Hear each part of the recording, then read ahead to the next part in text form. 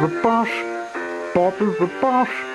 Come and take a ride on Bobbie the bus, Bobbie the bus, Bobbie the bus. There's room enough for all of us on Bobbie the bus. No matter the weather, we'll all ride together. Each day's a surprise, it'll open up your eyes. Bobbie the bus, Bobbie the bus. Come and take a ride on Bobbie the bus.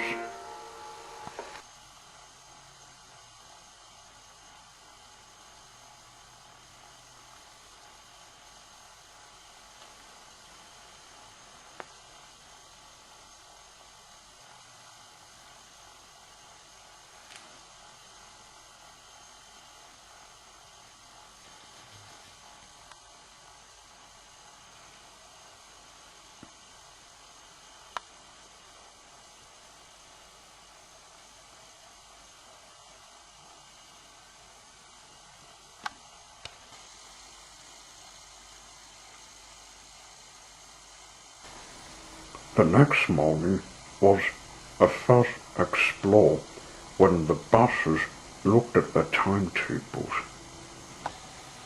Alvin was helping people, but as usual, he would take the Backley like the day they arrived in Mornington. Bobbie's mother and father were the same, including Laurie and Bessie. Four of them were taking others to Glenorchy. They went through. But Bobbie, when he checked his timetable, didn't have anyone to take. A rest, but he wanted to explore. When the rest of the buses left, he left last, looking for the suburb, as he wanted to find what's useful for himself and his gang. The workshop was running on exhaust pipes, so I might visit a tip. Oh, but I don't want to get lost, said Bobbie. Never mind, I can follow the signs. Alvin said we have to find another way to get back to Hurley. The map said the suburb is called Kingston, and on the far right is Margate. I can find a number of exhaust pipes. He left Mornington and began looking for the tip. Not the one in Glenorchy, the one I went to when it once was full of plastic bags that can clog up anything to make her sick with pollution. As he crossed the Tasman Bridge, he entered the city Hobart and passed the other buses who were taking people. But one of them looked up to see Bobbie driving empty-seated. I'm taking people to a suburb in Kingston, but where's that yellow bus heading? Said Alvin. Can you see manage after I drop mine off? That bus seems to be up to something, asked Bessie.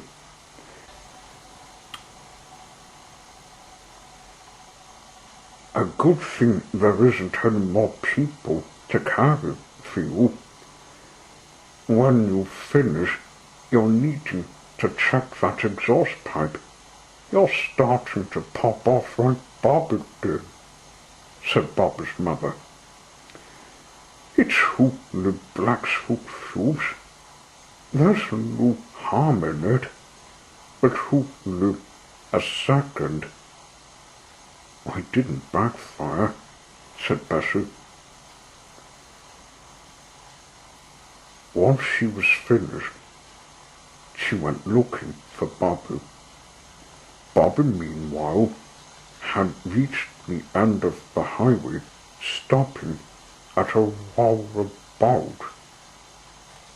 He turned to the right and then left in the direction of the suburb I visited myself. None of the other buses have come, but I picked up Albin saying he wanted to visit Kingston, and I wonder if he would come in this route, he asked himself. He soon arrived in a village, still driving through it, and just about 3 minutes he saw the gate open for anyone to enter and exit the tip. Bobbie got off the highway and went in a car park to rest his wheels, wanting a minute to take in the landscape, thinking on looking for exhaust pipes, which made him restless all of a sudden. Let's see what I can find in the junk piles. It has to be, in these metal piles, thinks Bobbie. A little later, the old bus made a thorough check, checking a jackpot of left hook exhaust pipes from cars that were once on the road, while driving through the dirt that was muddy, and in the process managed to make himself look like a banana rotten.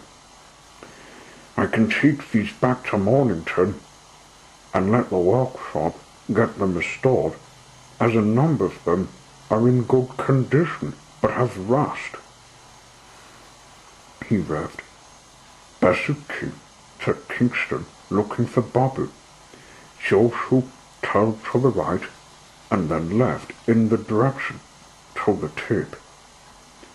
But when arriving in Margate, she sniffed.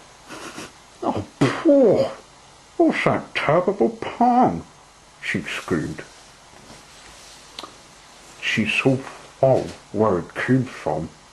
She entered the tip, meeting Bobbie with the exhaust pipes he put in a box. "Hello, Bessie, what are you doing here?" asked Bobbie.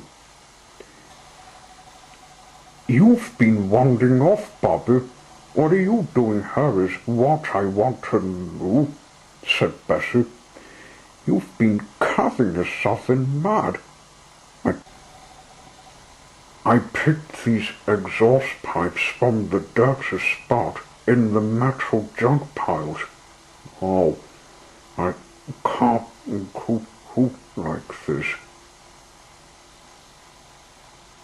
These were for you, as you're spitting black smoke," said Bobbie.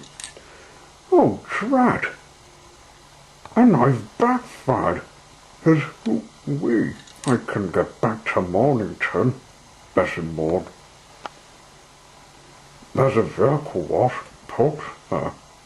I can get it clean, and then to a workshop behind that top shop," suggested Bobbie. So he got himself cleaned up before helping his friend to a temper shop that could pull one exhaust pipe, as it was not rusted. A workman took it off. "It needs a clean even when it's in one piece.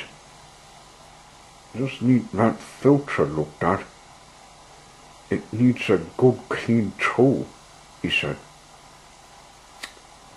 "There, now you might visit the other shop that can give you a clean one before you get back to Mornington." "Thank you. Then we can take the exhaust pipes. Bobbie said they were in good condition but need the rust off," said Bessie.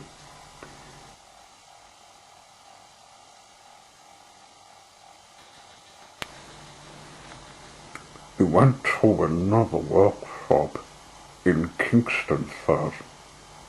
She had a filter replaced with a clean one, while the workman cleaned the exhaust pipes.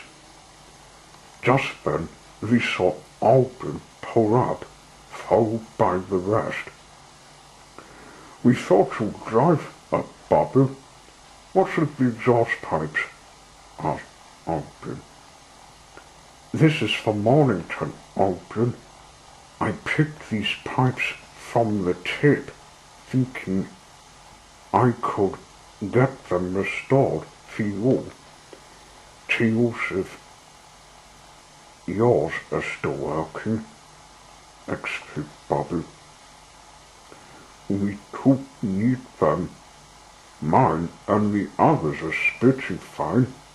We were clean before we started work, said Alban. That's the thing. Black grit can gather up in them. I don't know if we can make holes. Bess is lucky she didn't cock her exhaust pipe. She had a filter to replace with a new one, said Bobbie. What I'm explaining is, if we get two back to Mornington, we'd have none of them in stock. We can take them, but there are not enough other buses that rest there besides us, said Bobbie's mother. Speak of the devil. I went to Glenorchy's tip to collect the same things, said Bobbie's father. Let's take them there then. Yours look less rusty than mine, said Bobbie. We all headed back to Mornington, but Bobbie wanted to see more of my continent, which will happen in another story.